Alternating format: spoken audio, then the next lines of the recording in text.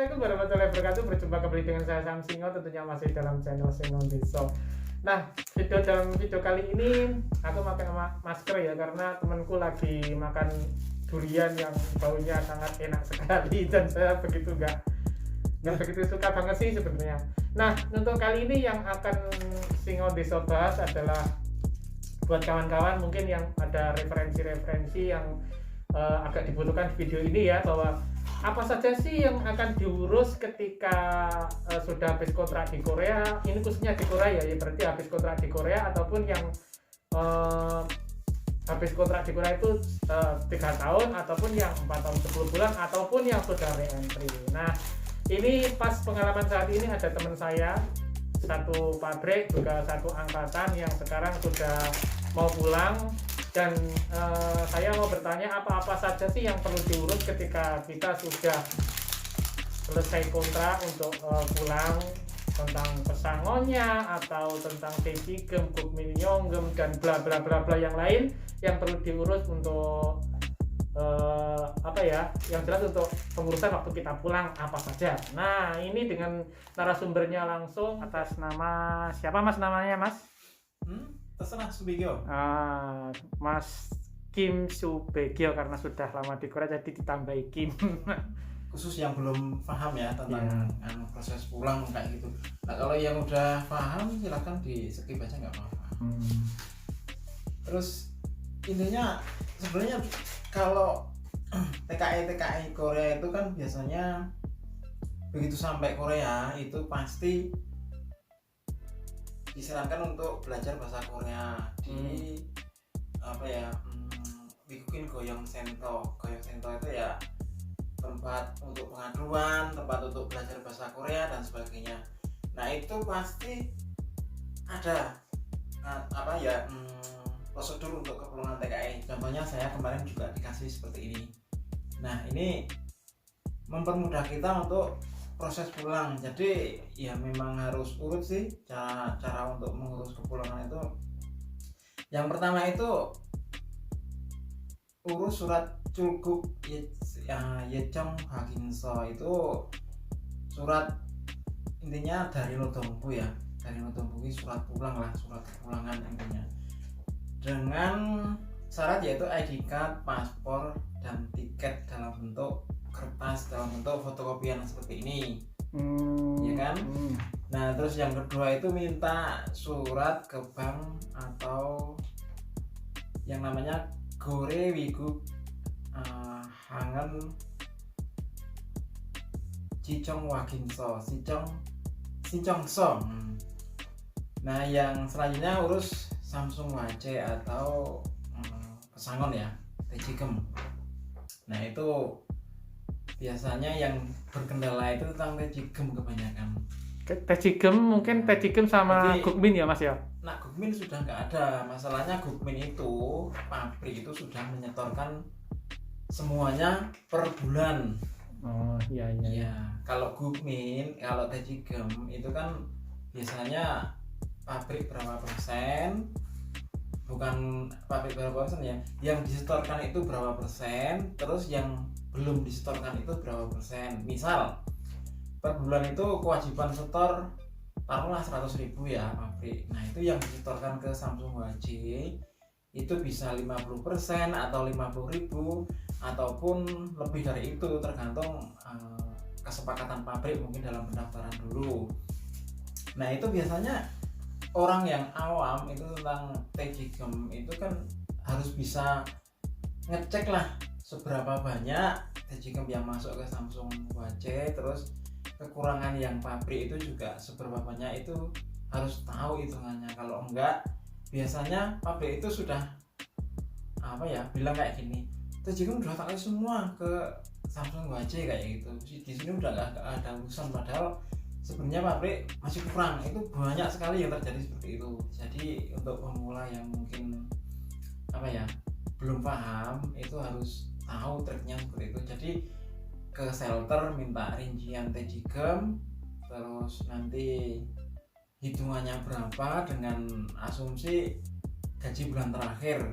Nah, itu nanti slip gaji yang 3 bulan terakhir kerja itu dibawa semua ke shelter, terus nanti kan hitungannya tahu semua, terus kekurangan pabrik berapa persen atau berapa ribu ton itu yang harus minta ke pabrik. Kalau misal nggak dikasih, nah ini rinciannya ada kayak gini, nanti saya sertakan ya.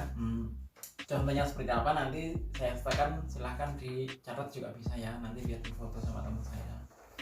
Nah untuk kelanjutannya yaitu urus Gukmin. Kalau Gukmin itu sudah nggak ada Gukmin Nyonggem ya, atau uang pensiun Gukmin Nyonggem. Nah itu sudah nggak ada urusan sama pabrik, karena kalau Gukmin Nyonggem itu tiap bulan sudah 100% disetorkan ke kantor Gukmin. Jadi udah nggak ada presentasi berapa persen kurangannya, sudah nggak ada, semua sudah disetorkan. Nah nanti kalau mau pulang lebih gampang daripada Tejigem, tinggal datang aja ke kantor Gukmin terdekat, terus dengan persyaratan ID card, terus paspor, terus tiket dalam bentuk kertas. Jadi tiketnya itu bukan tiket elektrik ya, tiket yang sudah di fotokopi seperti atau sudah di print lah, yang di print kayak gini. Maaf itu tiketnya itu tiket yang sudah terpesan ya Mas, maksudnya bukan online ya, bukan di HP gitulah ya. Misal pesennya online itu harus minta fake-nya. Oh, di fake dalam bentuk ya seperti ini tiketnya. Nah itu contohnya seperti ini. Nah oke. Berarti jelas itu gak? jelas. Nah, mundur sedikit Mas. Dalam bentuk kertas, pokoknya yang seperti ini. Jangan yang disodorkan yang di HP. Pokoknya kan kalau biasanya kalau beli online itu kan cuma dikirim lewat HP, tapi jangan, harus minta fake kan seperti ini ya, harus di fake. Pokoknya dalam bentuk kertas lah ya. Fisik ada fisiknya lah seperti itu ya. Tiket fisik. Terus IC1 itu apa? IC1 itu buku tabungan yang kalau diisi saldo atau ditransfer itu langsung ke rekening Indonesia. Penerima ya Mas ya. Atas nama penerima, entah itu atas nama sendiri, atas nama orang tua, atau atas nama siapa silahkan, nggak masalah. Nggak harus atas nama sendiri kalau itu. Yang penting itu tadi IC1 itu bukan tabungan Korea loh, bukan tabungan Korea untuk nabung gaji, menerima gaji itu bukan, tapi itu tabungan kedua setelah itu. Biasanya kalau orang TKI itu bisa menggunakan KI Bihana atau Bank Wori. Kalau saya dan teman saya itu menggunakan Wori Bank, lebih mudah lah. Di samping itu kursnya juga lebih tinggi daripada lainnya. Promosi. Bukan promosi. Ya nggak apa-apa. Faktanya seperti itu. Nggak apa-apa. Dibilang promosi juga nggak apa-apa. Saya juga nggak dapat apa-apa. Bener, nggak apa-apa. Terus Gukmin tadi ya, saya sebutkan lagi ID card, paspor, tiket pesawat dalam bentuk kertas, terus buku tabungan IC1 atas nama Bank Indonesia, bukan Bank Korea loh. Iya. Jadi yang menerima itu Bank Indonesia, bukan tabungan Korea. Berarti itu ditransfer ke Indonesia ya Mas? Maksudnya dari Tejigem yang sudah diterima di kantor Tejigem, kantor Gukmin ya, kantor Tejigem ya Mas ya? Iya. Itu berarti langsung ditransfer ke Indonesia? Misalkan diterima di bandara seperti Gukmin itu bisa? Tergantung permintaan kita. Mau diterima di bandara bisa, mau diterima di rumah bisa. Kalau di bandara nggak perlu IC1. Kalau di bandara nggak perlu di IC1, tapi biasanya kalau sudah check in itu mau nyempetin ngurus itu nggak sempat lah ya. Gerungsang, bisa nggak? Makanya kesusul kalau bahasa Jawa itu susul lah. Tergesa-gesa kayak gitu. Nah mendingan ditransfer ke Indonesia langsung aja, nggak usah diterima di bandara. Kalau yang diterima bandara itu biasanya yang nggak resmi, yang swasta. Misal kerja di pabrik resmi 3 tahun terus kabur. Nah itu kan Tejigem bisa diurus atau Gukmin Nyonggem bisa diurus, cuman itu nerimanya mending di bandara saja. Kayak gitu. Misalkan Mas, ini pertanyaan, misalkan diterima di Indonesia itu setelah kita pulang nyampe di Indonesia itu langsung diterima atau masih ada jangka waktu berapa hari atau berapa bulan begitu? Tergantung untuk terima tiket. Jadi kita memohon untuk mencairkan Gukmin Nyonggem atau ngeklaim Gukmin Nyonggem itu kan tergantung tiket kepulangan. Misal ya, taruh kalau saya ini tanggal 14 ya, 14 Desember tahun 2002. Nah, klaim itu berlaku sesudah kita itu check in di bandara, terus ada laporan dari pihak imigrasi di bandara bahwa atas nama saya sudah keluar dari Korea. Nah, sesudah itu baru ini bisa otomatis apa ya, terurus pihak kantor Bukmin. Oh, berarti ini benar-benar pulang, nggak kabur kayak gitu kan. Ada juga yang ngurus Bukmin ternyata nggak pulang tapi malah kabur, banyak juga iya. itu. Akhirnya kan pihak Bukmin nggak bisa untuk mentransfer karena nggak ada laporan dari pihak imigrasi bandara Incheon. Oke. Nah, seperti itu. Kalau pokoknya patokannya itu, nah kenapa harus ada ini surat cuguk, surat kepulangan ya? Itu karena itu untuk mencairkan Taegyeom sama Gukminyeonggem. Nah, itu belum ada laporan kita pulang bahwa benar-benar pulang, itu nggak bakal cair, keduanya itu nggak bakal cair. Jadi yang tidak bisa cair itu Taegyeom sama Gukminyeonggem kalau tidak ada laporan kepulangan. Ya, pokoknya kalau kita sudah mendaftar itu kita ya harus pulang. Kalau misal kita mendaftar lalu kabur, nggak pulang, kerja di tempat lain, di pabrik lain, ya itu nggak diterima. Cair. Iya. Cair. Kita harus ke kantor lagi untuk ngurus cancel. Iya, cancel. Kalau bahasa Koreanya itu jisok, untuk membatalkan kayak gitu.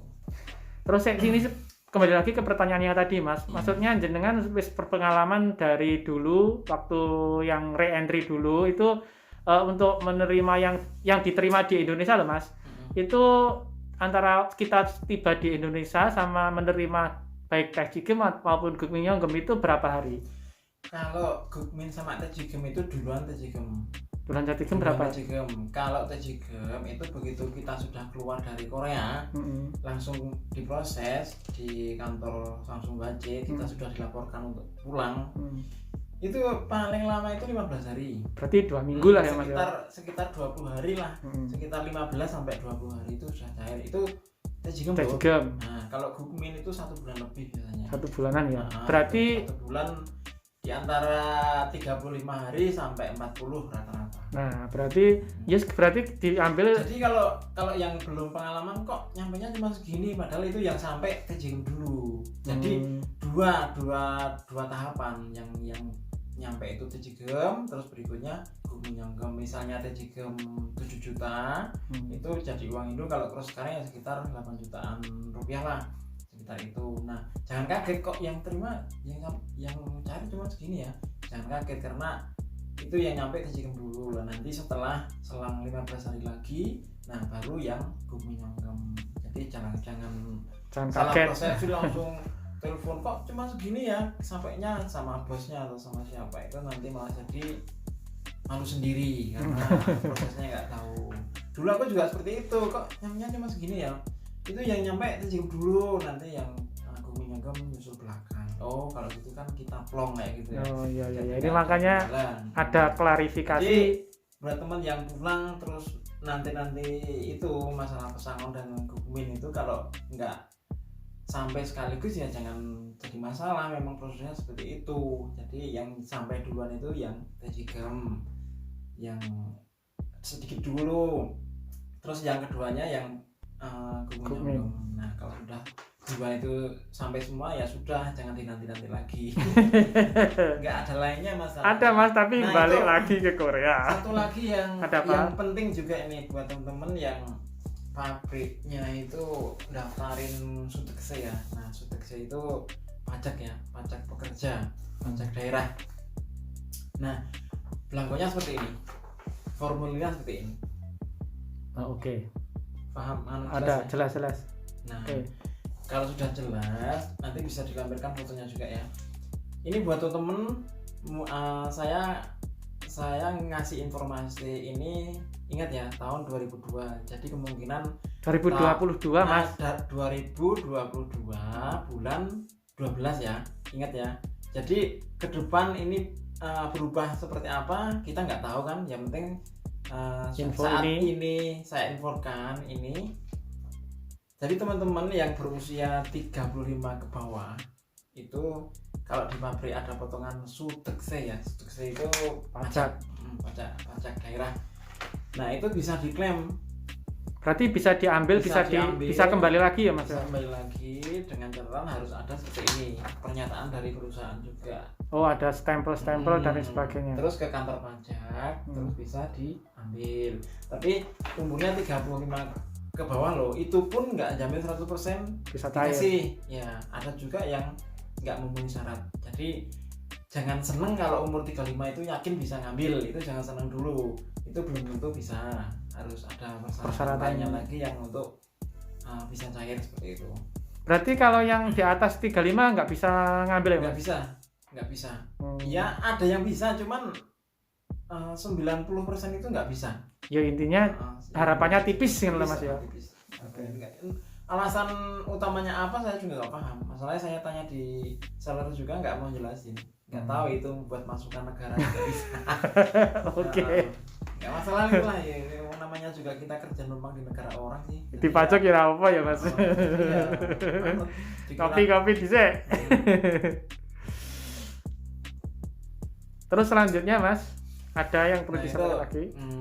Bukmin, Tejigem, terus Sutekse ini bagi teman-teman yang bisa ngeklaim ya, yang pabriknya mendaftarkan, terus itu tadi memenuhi syarat yang jelas, itu bisa ngeklaim Tejigem. Terus tutorial tentang cara pengambilan secara online juga banyak kok di YouTube. Kalau teman-teman misalnya pengen online cara ngambilnya ini apa Sutekse juga bisa. Tutorial banyak di YouTube, cuman ya itu agak ruwet, agak ribet. Terus ya kalau pinter apa komputer jelas bisa. Oh ini kayaknya pakai laptop bukan pakai HP. Ya.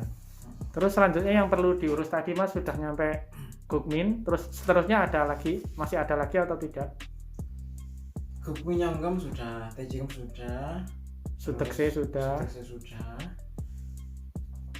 Terus apa saja yang kita lakukan sebelum pulang? Nah itu kan pertamanya kita harus cari waktu yang pas, yang tepat, jangan mepet-mepet lah, dalam arti misalnya pulang tanggal 10 itu, misal ya pulang tanggal 10 itu 1 minggu sebelumnya ya kita berusaha untuk sudah nggak kerja lagi, jangan mepet-mepet. Kalau mepet-mepet nanti kalau ada kendala tentang berkas repot nanti akhirnya. Kan banyak juga yang mengalami seperti itu. Mau pulang waktunya cuma 3 hari, dikasih waktu 3 hari, itu biasanya pabrik nakal yang seperti itu.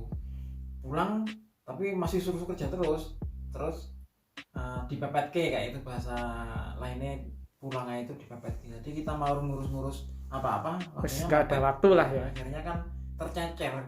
Dalam arti itu juga urusannya belum selesai kita sudah pulang. Kan banyak juga kejadian seperti itu. Tejigem yang di Samsung Wajih nggak masalah, sudah bisa diurus. Tapi yang pabrik yang kekurangan ya Mas sekali yang kececer, dalam arti belum dikasih tapi sudah waktunya kita harus pulang.